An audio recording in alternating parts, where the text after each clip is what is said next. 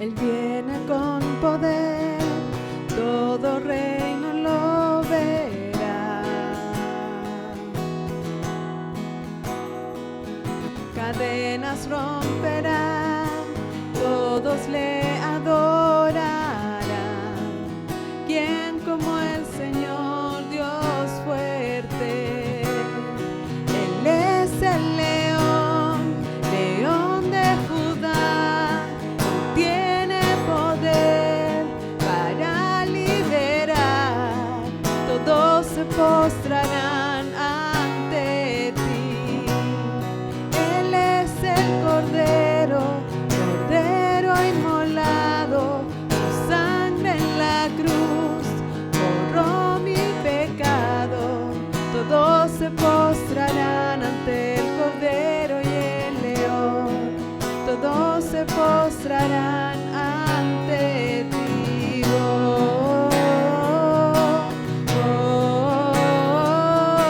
oh.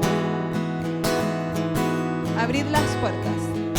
Abrid las puertas hoy al Rey de Reyes y Señor.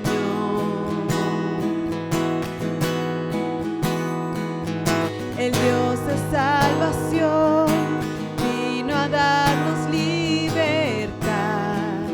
¿Quién como el Señor Dios fuerte? Él es el león, león de Judá. Él tiene poder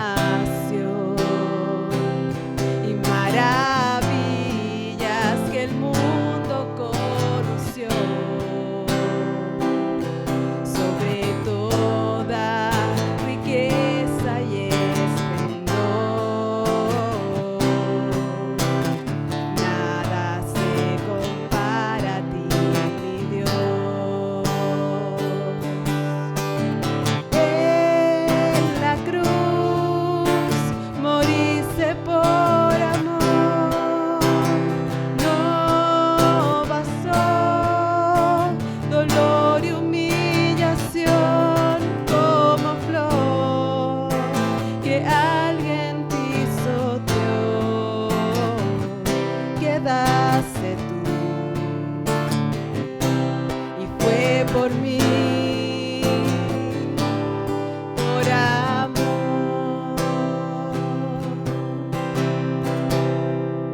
Sobre todo, poder y rey, sobre toda humanidad y ley, sobre todo lo creado por tu mano, inventaste todo, mi Señor.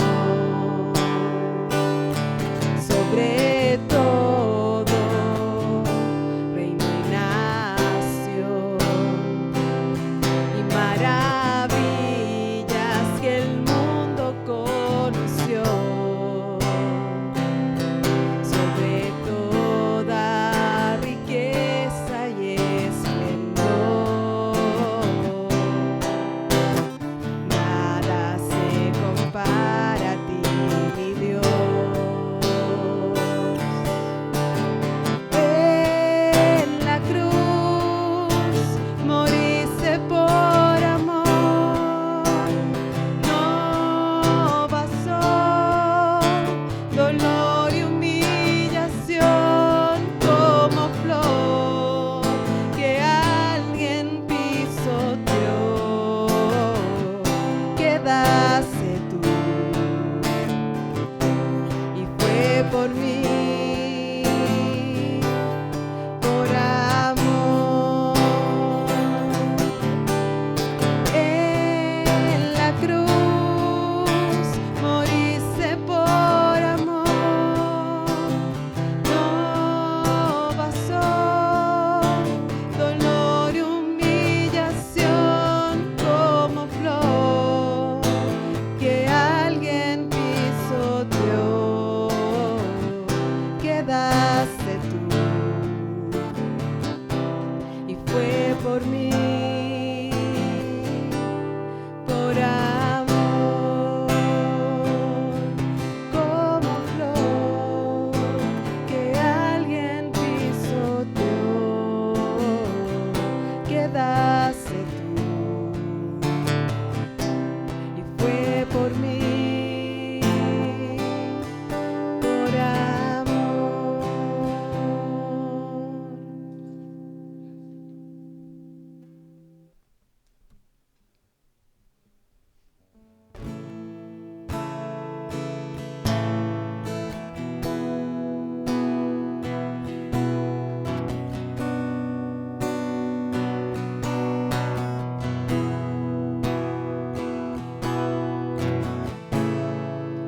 Cuando no hay canción y todo se acabó, vengo ante ti,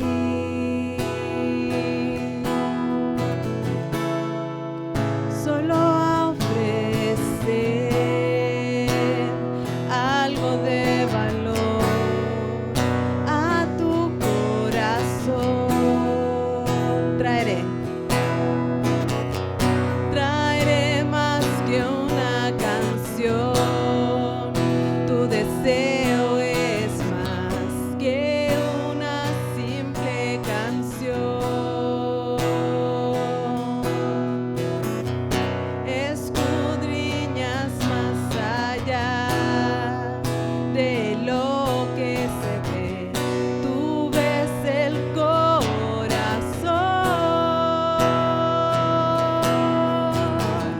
Regresaré a adorar como antes, donde todo eres tú, donde todo eres tú, Jesús.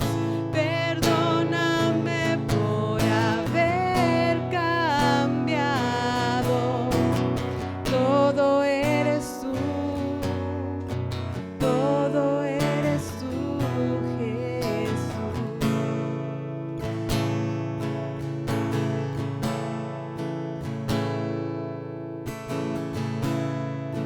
Digno eterno Rey,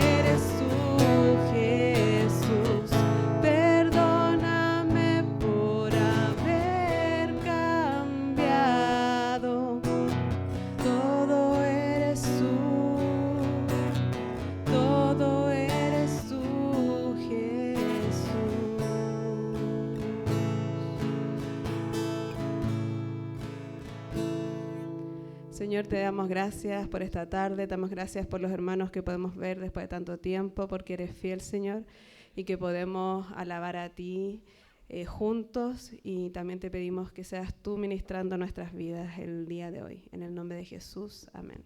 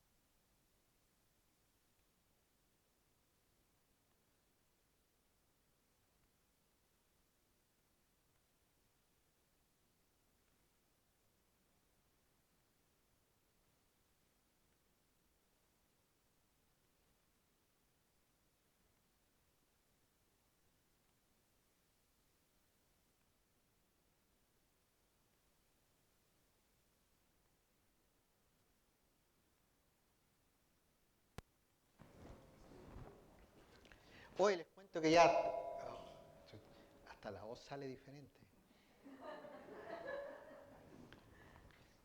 ¿Está la cámara filmando?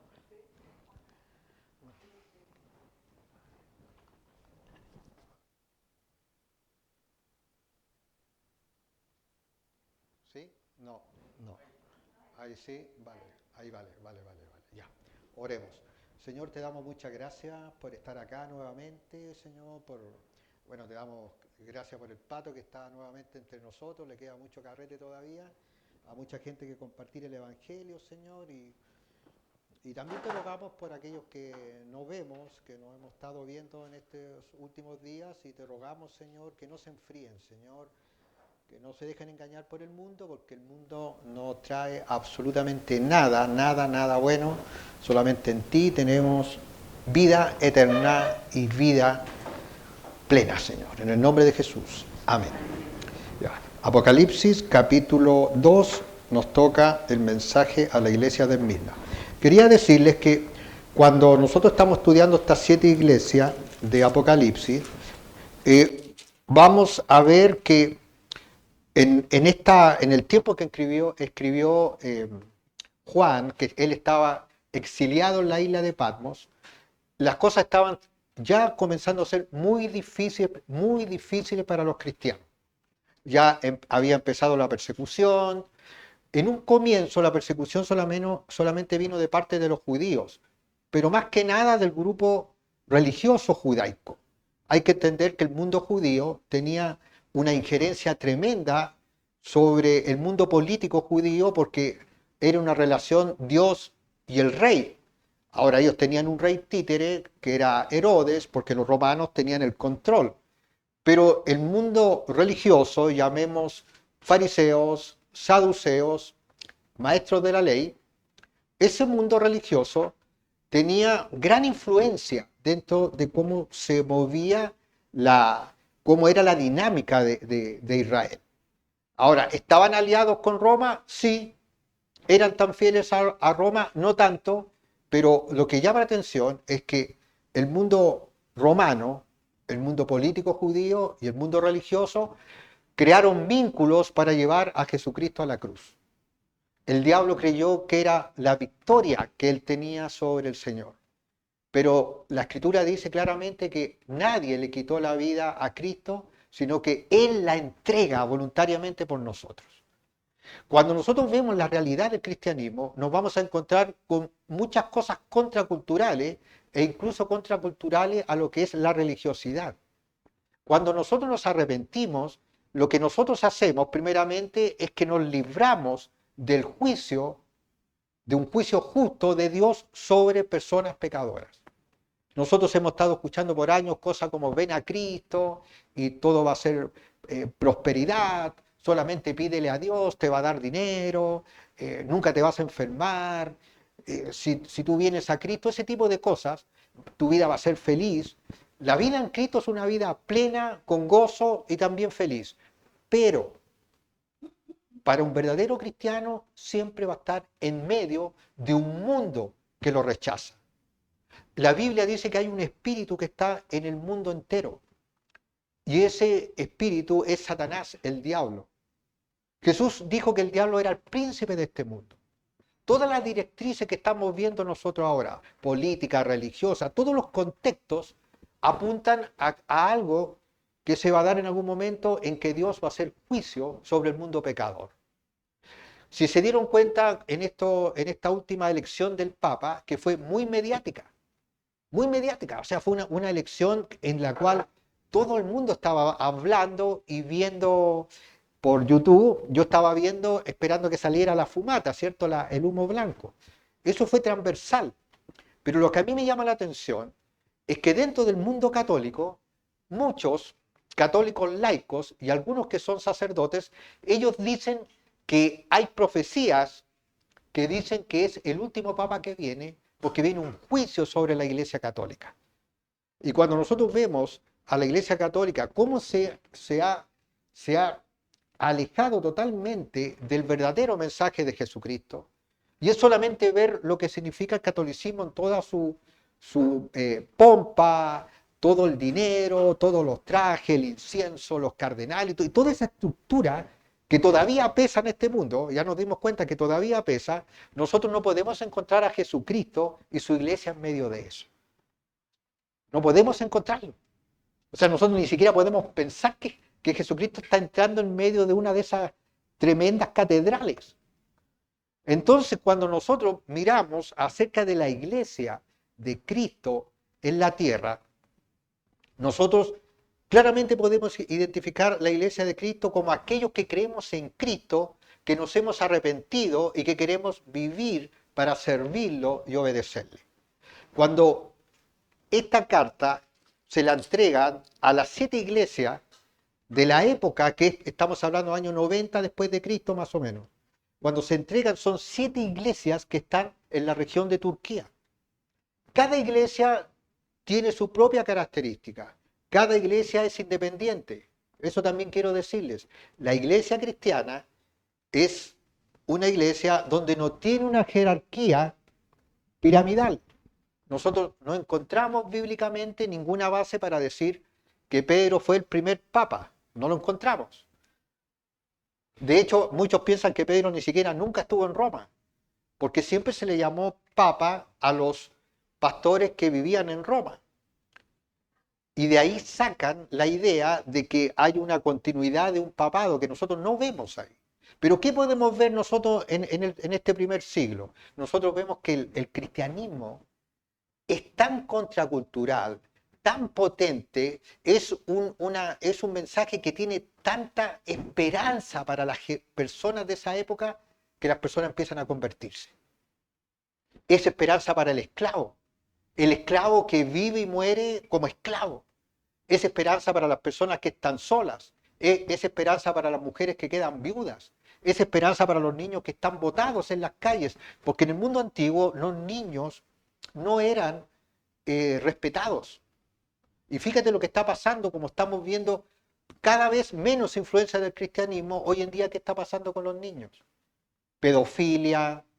Hay en un país de Oriente ya están sacando una ley para que una niñita de 9 años se case con un hombre de 50. O sea, por ley se pueden casar. Cuando nosotros vemos esta locura que está pasando en este mundo, es porque el hombre en general está desechando la influencia del cristianismo. Cuando Juan escribe estas cartas, son cartas de aliento para creyentes y personas que están siendo perseguidas por su fe. Están siendo encarceladas y algunas están siendo muertas. Esmirna era una ciudad que estaba a 50 kilómetros de Éfeso. Todas estas iglesias están ahí alrededor de Turquía, entre África y Asia Menor. Y fue la primera ciudad, mira qué interesante, fue la primera ciudad que erigió un templo cuya adoración iba a ser el emperador romano. Porque Roma, cuando recién comenzó, era bastante noble en ciertas cosas. Existía la república, no estaba la figura del emperador como un dios, pero a medida que Roma se fue corrompiendo, cada vez sus gobernantes fueron más corruptos. ¿Se han dado cuenta que los gobernantes, mientras más tiempo están en el poder, son más corruptos? Algo pasa ahí con el orgullo. Entonces en algún momento se empezaron a decir, en realidad, el emperador no es un hombre, el emperador es un dios y tenemos que adorarlo como Dios. Y esta ciudad era una ciudad rica y próspera de la época. Y acá nos vamos a dar cuenta de una cosa, que era una ciudad muy próspera. Ellos vendían mirra, que era una especie muy valorada. La gente tenía dinero, tenía poder, pero los cristianos eran pobres. Porque cuando una persona que era cristiana y tenía algún negocio o era acomodada, inmediatamente le cerraban las puertas. Habían unas corporaciones que boicoteaban sus negocios y al final terminaban pobres. Había una tremenda persecución en contra de los cristianos. ¿Y saben ustedes quiénes eran los principales persecutores de los cristianos? Los judíos. Porque aquí hay una gran comunidad judía y próspera. Y los judíos no quisieron aceptar el mensaje de Jesucristo. Entonces, ¿qué pasó en esa ciudad, en Esmirna? Empezaron los cristianos a ser fuertes, a tener una iglesia, empezaron a ser creyentes con valor, entonces vino la persecución. Mira, de hecho, mira lo que dice en el versículo 8, dice, escribe al ángel de la iglesia en Esmirna. Así dice el primero y el último, el que estuvo muerto y ha vuelto a vivir. Yo conozco tus obras, tus sufrimientos y tu pobreza, aunque en realidad eres rico. Tu sufrimiento y tu pobreza, aunque en realidad eres rico. ¿Por qué Jesucristo se identifica a sí mismo como el primero y el último? Porque el único que puede decir eso es Dios. ¿Qué está diciendo ahí el Señor Jesucristo? Que Él es Dios, que Él estuvo vivo, fue a la cruz, murió y resucitó, y ahora está a la diestra del Padre glorificado como Dios. Entonces Él está diciendo a esta iglesia, que es una iglesia que está siendo perseguida, maltratada, donde las personas no tienen bienes, son pobres, le está diciendo, mira, yo estoy en el cielo como Dios, porque ya no estoy en una cruz ahí entregando mi vida, eso ya pasó, ahora soy Dios. Y yo sé lo que ustedes están viviendo. Yo estoy con ustedes. Ustedes no están solos. Y esto es muy importante, hermanos y hermanas, que sepamos. O amigos, si vienes tú acá por primera vez y quieres conocer más del Señor. Los cristianos, los que realmente amamos al Señor Jesucristo, nunca estamos solos. Y aún los momentos difíciles de nuestra vida que podemos estar viviendo ahora o podemos pasar, son para nuestro bien, lo dice el libro de Romanos. Que aún las cosas malas son para nuestro bien. Porque todo lo que nosotros vemos acá es temporal. Y la vida que tenemos que tener acá es una vida temporal. Porque lo que realmente va a ser la verdadera existencia es la eternidad. Es la eternidad. Entonces, cuando escriben estas cartas, que en realidad eran cartas, eran papiros, eran como corteza de árboles, escritas con una pluma y con una tinta negra, estas cartas, muchos de los que las llevaban escondidas. Arriesgaban ser presos, arriesgaban ser muertos. Imagínate personas que están orando, están cantando, algo como lo que estamos haciendo nosotros ahora, que de repente escucháramos altos pasos bajando y entraron violentamente 6 tipos con armas y nos dijeran, bueno, ¿sabes qué? Queremos saber al tiro. ¿Quién dice que el emperador, que en este caso era Tiberio en la época, Tiberio es Dios o es Jesús Dios? Y una persona que dijera, Jesús es Dios, además de los golpes, la iban a sacar, la iban a matar. Ahí murió Policarpo, uno de los primeros mártires, murió quemado. Lo arrastraron hasta el centro de la ciudad donde querían hacerle un juicio, rodeado de gente y de chusma. ¿Se han dado cuenta ustedes que bueno, la chusma salió como la del Chavo? Pero el lumpen es como más actual. ¿Se han dado cuenta ustedes que el lumpen se divierte y saca provecho de lo malo? Saquean, roban, se ríen, así es, son personas así. Entonces estaba toda la gente ahí y le dijeron, renuncia a Cristo. Solamente tienes que decir que Tiberio es Dios. Y las palabras exactas no me acuerdo de Policarpo, pero Policarpo dijo, Jesús siempre ha sido bueno conmigo. Nunca me ha hecho nada malo. Así que de ninguna manera voy a renunciar. Y dicen algunos de los que escribieron, porque esto es un hecho histórico, es histórico, dicen que estaba la hoguera y que se soltó de quienes lo tenían y corrió y se puso él mismo en la hoguera. Y ahora está en el cielo. Esta es la realidad del verdadero cristianismo. Y es por eso que no es algo que sea popular. Porque nosotros creemos, es como en el mundo del catolicismo del que venimos casi todos, nosotros creemos que Dios es alguien que solamente tiene que hacernos favores. Y si no nos hace un favor, entonces hacemos una manda y Él nos cumple. Y listo, esa es toda la vida. Es al revés, pues. Nosotros somos culpables de pecar ante Dios. Todos nosotros. El solo hecho de pensar algo malo en contra de mi vecino, ¿han pensado alguna vez del vecino? Ojalá que le pase algo. El solo hecho de pensar eso te hace pecador. ¡Wow! Entonces nosotros somos pecadores, porque en el cielo no existe el pecado, no hay sombra de pecado. En el cielo todo es perfección, santidad, pureza, inteligencia total, todo es así. No hay pecado ahí. Entonces nadie puede vivir en el cielo si no está libre de pecado. Y por lo tanto, si Cristo no hubiera venido a la cruz, nunca nadie habría ido al cielo. Porque todo, ¿qué dice Romanos? Que todos hemos pecado. Nosotros pecamos desde que somos chicos. Yo he visto a mi nieto de 2 años mentir. He visto niños que, ¿han visto ustedes cuando hay 2 niños? Porque los papás siempre dicen, mira, no, si hay otros niños para que jueguen, ¿se han dado cuenta? Porque ellos piensan que vienen niñitos, bueno, juegan, pero de repente tú ves el juego y están jugando con bolitas y uno tiene una bolita y el otro las tiene todas. Y el que tiene todas quiere también esa bolita. Y el otro dice, yo quiero esas bolitas. No, yo no quiero esas bolitas. Y uno dice, le pega un palmazo, se pone a llorar y viene la mamá y dice, ¿tú le pegaste? No, yo no le he pegado. La naturaleza inclinada al mal viene en nosotros, nuestros genes. Por eso es que tenemos que arrepentir. Ahora, cuando un niño tiene 2, 3 años y en realidad todavía él no tiene conciencia del bien y del mal, aunque tiene una inclinación al pecado, si muere un niño así va a la presencia de Dios. Porque esto se trata del juicio cuando tú tienes un concepto del bien y del mal. Les voy a dar un ejemplo de esto. Todos estos jóvenes, adolescentes que roban y matan, que después de robar hay un niño, una niñita en el auto donde se sientan los niños de 3 años. Y antes de irse alguien saca la pistola y le dispara y lo mata. ¿La mata qué le va a hacer? ¿Por qué lo mató? Eso es maldad, eso es pecado. ¿Pero qué dice el mundo? No, pero es que a los 13 años no se sabe lo que es bueno y es malo. ¿Creen ustedes eso? No. Esa persona ya tiene el concepto del bien y del mal. Y si no se arrepiente, va a ir al infierno. Porque Dios es justo. Y nosotros no vemos justicia en este mundo. Nunca hemos visto una real justicia en este mundo. Pero Dios es justo.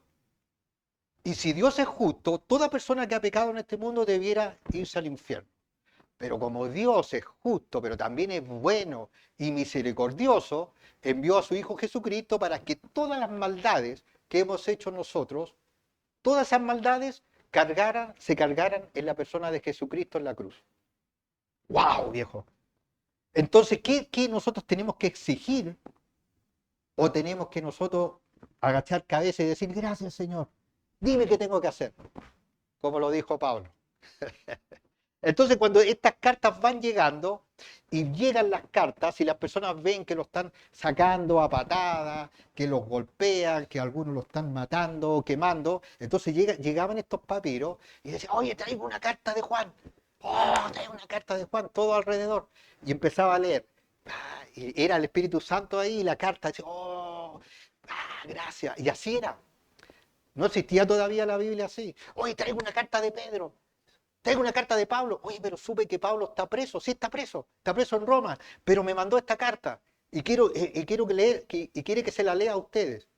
Y leían las cartas y la gente, el poder de Dios, el amor, la fuerza de lo que significaba el cristianismo.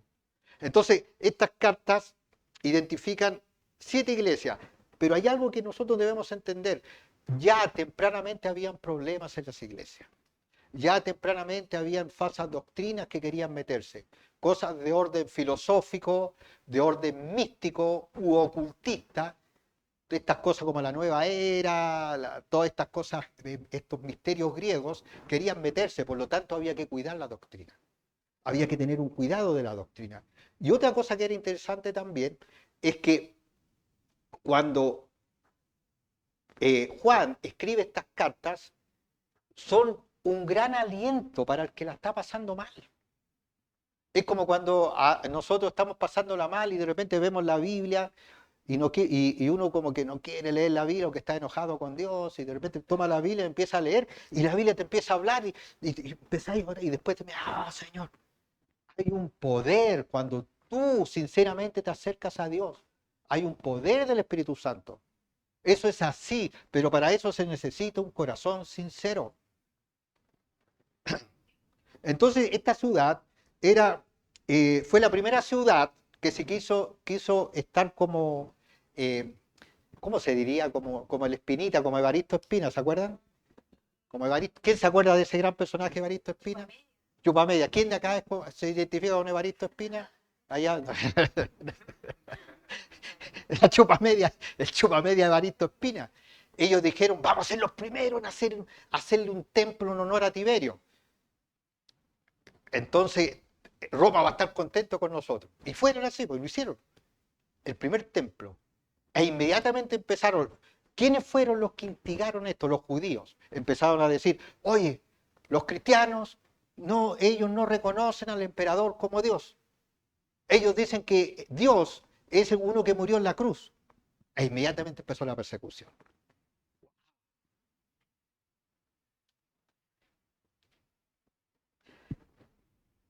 Veamos, dice, escribe al ángel de la iglesia en Esmirna. Así dice el primero y el último. Se identifica como Dios, el que estuvo muerto y ha vuelto a vivir. ¿Quién estuvo muerto y volvió a vivir? Jesucristo. O sea, claramente se está identificando como Jesucristo. Yo conozco tus obras, tus sufrimientos y tu pobreza, aunque en realidad eres rico. Y eso hay que tener en cuenta, mira, los bienes de esta vida, no es malo en sí tener bienes, ni tener dinero, no es malo eso. Pero cuando tu confianza son los bienes de esta vida, la riqueza de este mundo, entonces tú eres pobre. Porque si te mueres siendo rico, te vas al infierno. Pero el que realmente es rico es aquel que conoce a Cristo. Ya sea que esté bien económicamente o no muy bien económicamente, pero tiene esta riqueza de la salvación. Tiene esta riqueza de poder orar. Tiene esta riqueza de tener esa energía para seguir viviendo, porque la vida es dura. Por eso que, y esto está pasando en todas partes, por eso que acá apenas llega el viernes a carretear y el sábado a carretear, todos, para evadirse, pero después vuelven a la realidad. Vivimos en un mundo de engaños, de mentiras, de traiciones, de hijos que a los padres los traicionan, de esposas, de esposos que traicionan, de papás que no se hacen cargo de los hijos, de mamás que no se hacen cargo de los hijos. Nosotros vivimos donde los políticos mienten, algunas veces los religiosos también mienten, y uno dice, bueno, no hay nada por qué vivir. Como dijo un tema de Poison, nada en qué creer. Los que ubican a Poison, esa bonita canción que decía, nada en qué creer. Cuando estaban de moda los Poison y todo el mundo los adoraba, ellos escriben, nada en qué creer. El gran engaño del diablo. Kurt Cobain. Se voló los sesos. ¿Y qué pensaría uno en esa época? Si fuera una estrella de rock, sería lo máximo, sería lo máximo. Se vuelan la cabeza, viejo, si no hay nada que te va a dar la felicidad. O algunos, si tuviera mucho dinero, si tuviera acá, si fuera esto, si fuera casado con esto, todas esas cosas. Te digo una cosa, todas esas cosas van a fracasar a su tiempo. Todos los ídolos, todas las cosas que nos aferramos, que no es el cristianismo, se disuelven. Todas. Pero el amor de Dios no cambia. Sé cómo te calumnian los que dicen ser judíos, pero que en realidad no son sino una sinagoga de Satanás. Mira lo que le dice el Señor a estos creyentes. Porque los principales enemigos eran los judíos. Y muchos de estas personas que creyeron también eran judíos. Pero estos eran judíos que no creían. Y mentían. Bueno, algunas de las cosas que decían de los cristianos que eran caníbales. Porque ellos como se tomaba el pan y la sangre, entonces eran caníbales. Y además, cuando empezó la persecución, ¿se acuerdan de Nerón? Nerón, otro ser horroroso, también. Ya Roma estaba decayendo. No todos los reyes fueron como Nerón, como Calígula, no, ya estaba decayendo. Y Nerón incendió Roma, dicen que tocaba la lira, una especie de arpa, y después le echó la culpa a los cristianos. Y después los cristianos alumbraban la ciudad como antorchas humanas. O sea, el odio en contra del cristianismo fue salvaje.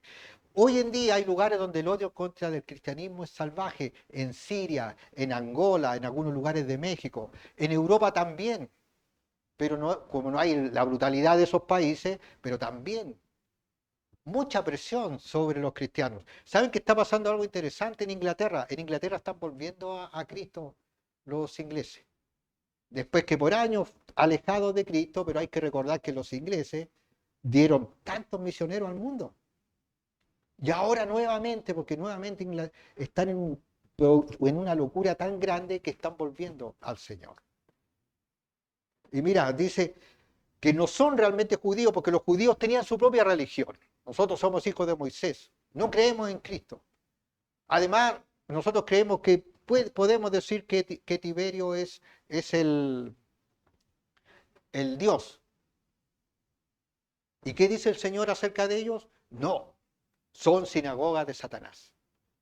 Mira lo que puede creer el Señor Jesucristo de ciertos grupos religiosos. ¿Qué esconde adentro de esos grupos religiosos? ¿Qué hay detrás del poder? ¿Qué hay detrás de la cosa política? ¿Todos han pensado en el cónclave que hubo ahora? Bueno, yo escuché a algunos católicos que decían que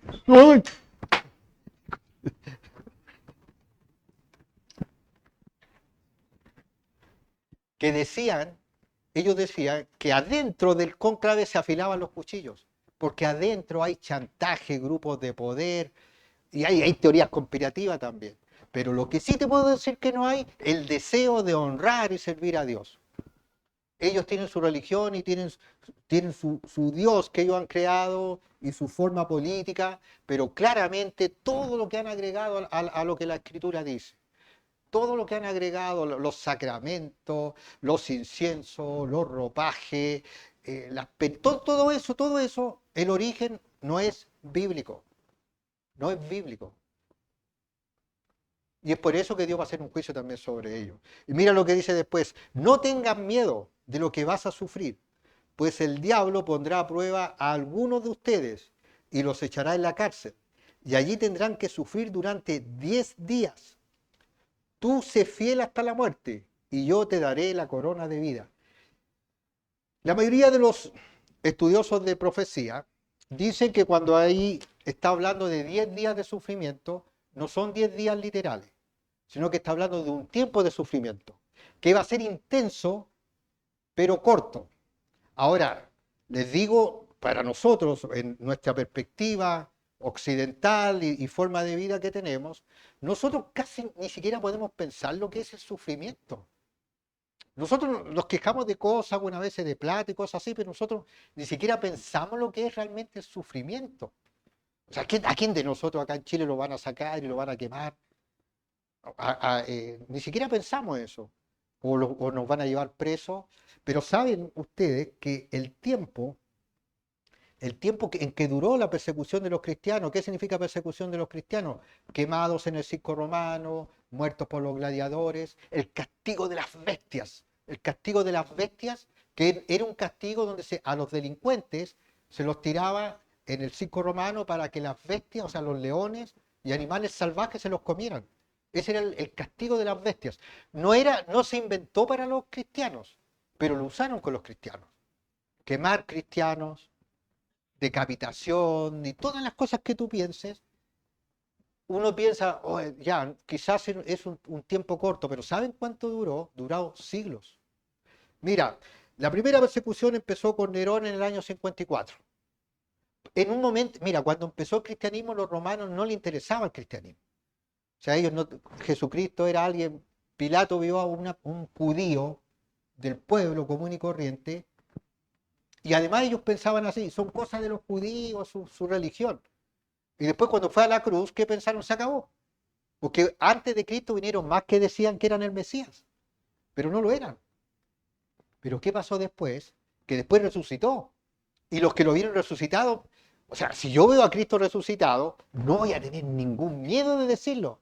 Entonces, oh, dice que Jesucristo resucitó, Él es la verdad. Entonces empezó a crecer. Y empezó a crecer la esperanza de las personas que no tenían esperanza. Recuerda que Jesucristo sanó leprosos, perdonó a la adúltera. O sea, Jesucristo le dio la oportunidad de arrepentirse a todo el mundo en una sociedad en que a nadie le interesaba eso. Porque cada cual tenía su forma de vida nomás, y la gente que estaba fuera del contexto de lo que es, por ejemplo, del contexto de cuando se habla de que en Roma había democracia, en Grecia había democracia. La democracia era solamente de los aristócratas, la gente común no votaba. No era que todos votaban. Los esclavos valían menos que un animal. Un esclavo no era nada. Los niños, los papás vendían a los niños. Los niños estaban desamparados en ese mundo. Fue el cristianismo que le dio valor a la mujer, le dio valor a los niños, le dio valor a la familia.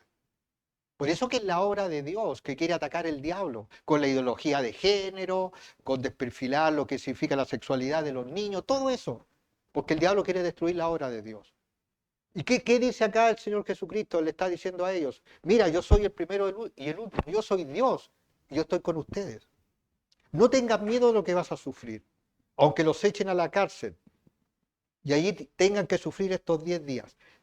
Mira, la primera persecución empezó en el año 54 después de Cristo. La última persecución y la más terrible de todas fue con Diocleciano. Fue en el año 305 después de Cristo. ¿Qué significa? 2 siglos más o menos, lo que son buenos a las matemáticas. 2 siglos de persecución, viejo. Un siglo son 100 años. O sea, habían personas que nacían en medio de la persecución, vivían toda su vida en medio de la persecución y morían siempre bajo persecución. ¿Y cómo podían vivir ellos? Por la fe en Jesucristo de la eternidad. Por la fe en Jesucristo de la eternidad. Por eso que el creyente que tiene claro que va a la eternidad y a la salvación puede vivir en este mundo terrenal. Y puede enfrentar incluso el sufrimiento, porque sabe que no es el fin de todas las cosas. Lo sabe. Entonces imagínate, 2 siglos de persecución. ¡Wow! Tremendo. Mira lo que dice después. Pues el diablo pondrá a prueba a algunos de ustedes y los echará en la cárcel, y allí tendrán que sufrir durante 10 días. Tú sé fiel hasta la muerte, y yo te daré la corona de vida. Nos está diciendo también a nosotros. No dejemos. Estuve hablando con mi mamá que tiene 94 años, que hace poco se convirtió, y vi que sufre dolores terribles. Le dije, mamá, mira, piensa una cosa, en algún momento usted va a partir de acá. No deje que el diablo le quite la salvación. Usted se arrepintió, y Dios, cuando uno se arrepiente, perdona los pecados. El diablo va a querer venir a su mente, le va a quitar la esperanza, le va a decir que usted es pecadora. No, no acepte eso. Párese usted en la fe, en la fe que el Señor le dio, y piense que en algún momento más va a estar en el cielo. Y ahí no va a haber sufrimiento ni dolor. Y en algún tiempo más yo también voy a estar en el cielo. Y todos los que hemos creído vamos a estar en el cielo. Y cuando terminó, le cambió la voz y como que ya hijo, me dijo, ya hijo. Así que fue una cosa para mí buena también. Imagínate, he orado 40 años por mi mamá. Se convirtió hace apenas unos meses, un año. ¿Ustedes están orando por alguien? Bueno, a lo mejor van a morir y no van a haber convertido por quienes están orando, pero las oraciones de corazón llegan al Señor. Yo recuerdo recién convertido y escuché, por ejemplo, leí algunos libros donde decían cosas como, oré 50 años por 50 años orando, oré 20 años por mi hermano, mi hijo. Y yo dije, wow, yo no podría hacer eso. Bueno, me pasé 40 años orando por mi mamá. Po. A lo mejor llevaba 2 meses y decía, bueno, en unos meses más se va a convertir. Casi 40 años. Pero Dios fue fiel. Y si yo hubiera muerto antes de mi mamá, como que puede ser, bueno, las oraciones están ahí. El que tenga oídos, que oiga lo que el Espíritu dice a las iglesias. El que salga vencedor no sufrirá daño de la segunda muerte. ¿Qué es lo que es la segunda muerte? Todos morimos. Y eso es un hecho, no importa que hacer lo que hizo Michael Jackson de esas criogenia, y hay mucha gente que está con gente adinerada que se está esperando que en algún momento resucite, no importa. Todos morimos físicamente, pero el punto es este, que la muerte segunda es la eterna separación de Dios en el lago de fuego para castigo por el pecado. Pero nosotros no tenemos muerte segunda. Porque nosotros pasamos de este estado de la muerte física, pasamos a la presencia del Señor y nunca más va a haber dolor ni sufrimiento. Y no solamente eso, Dios tiene trabajo para nosotros en la eternidad. No sé cómo han pensado ustedes en la eternidad, a lo mejor al lado de una palmera todo el tiempo, o a lo mejor de planeta en planeta. Hay un planeta hay un planeta viejo que hay unas playas maravillosas, voy a ese planeta, pero hay pega también, hay trabajo, pero no va a ser un trabajo como el de ahora que de repente seamos realistas, algunas veces uno no quiere ir al trabajo por nada del mundo, ¿cierto? Y es como cuando uno tiene un buen día en la iglesia y todo, y al otro día viene el lunes, al trabajo, y el demonio está esperando a la puerta, ¿se han dado cuenta? Porque pasa. Y te digo una cosa, el enemigo usa a su gente, pero Dios también tiene quien nos defienda. Jesucristo nos defiende. El mundo angelical que cuida a la iglesia también. Por eso que la batalla es espiritual. Entonces, ¿cómo termina la carta a estas personas que están sufriendo ahí en Esmirna? Ahora, es bien interesante un dato de Esmirna, que vendían mirra, que era esta especie muy aromática, que Esmirna era una ciudad muy próspera, muy bonita. Y la gente era próspera, menos los cristianos. Pero les digo una cosa, no, cuando construyeron la ciudad no tenían desagües. Hicieron mal los desagües. Entonces cuando llovía salían todos los desperdicios y cuando salía el sol el olor era nauseabundo. Y eso me llama la atención, cómo las cosas del hombre pueden parecer tan increíbles, pero que son nauseabundas ante Dios. El que salga vencedor no sufrirá el daño de la segunda muerte. Y creo que en eso tenemos que afirmarnos, hermanos, hermanas y amigos. Afirmarnos en la fe, orando los unos por los otros. Tenemos un WhatsApp, los lunes las mujeres están orando por, por internet, los jueves estamos orando los que puedan llegar a mi casa, orando. Cuando ustedes no van, nosotros oramos igual. Se nos viene el 21 de mayo, es una gran batalla y les digo algo, de aquí hasta el 21 de mayo mantengámonos en oración, porque el enemigo nos va a querer amargar, el enemigo nos va a querer hacer zancadilla, el enemigo incluso puede crear problemas hasta entre nosotros, porque el diablo es su trabajo, tratar de amargarte, de hacerte la cosa así como que te desanime, porque Dios va a hacer algo, vamos a estar ese día acá, vamos a estar alabando a Dios, vienen de Perú, a lo mejor vienen de Argentina, tenemos acá una cosa para estar ese día conociendo hermanos, teniendo comunión, orando, alabando a Dios, así que vamos a estar orando por eso. Y ya estuvimos hablando con Cristian y nos van a despejar el lugar que lo vamos a hacer, nos van a prestar una tarima también, así que el Señor haga lo que tiene que hacer. Vamos a orar. Padre, damos gracias por tu palabra. Señor, yo te ruego, Señor, por las yeyas, Señor. Te ruego por te ruego también por Patti, te ruego por la familia del Bastián, Señor. Te ruego también por todos los que van a venir a esta conferencia, los que vienen de Perú, Señor, los que vienen de Iquique, Señor, todos los que quieran venir, Señor, están abiertas las puertas y también te ruego por nosotros, Señor, porque sin duda que vamos, o ya estamos bajo esa presión, ahí como decía la palabra de Dios, pero tú estás con nosotros. Gracias, Padre, en el nombre de Jesús. Amén. Quiero decirle algo que se me pasó acá. Cuando dice que estarán en tribulación 10 días, ¿sabe lo que en el griego dice tribulación? Significa presión, angustia y persecución. Eso es tribulación. ¿Nos hemos sentido presionados, angustiados en algún momento? Bueno, si estamos en Cristo, afirmémonos la fe.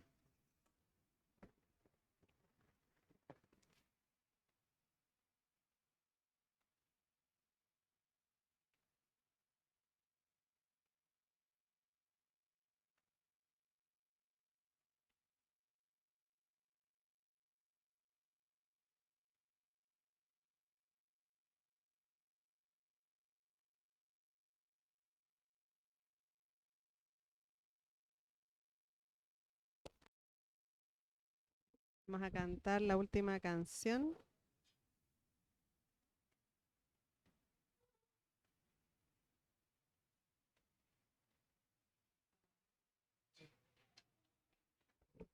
Ahí sí.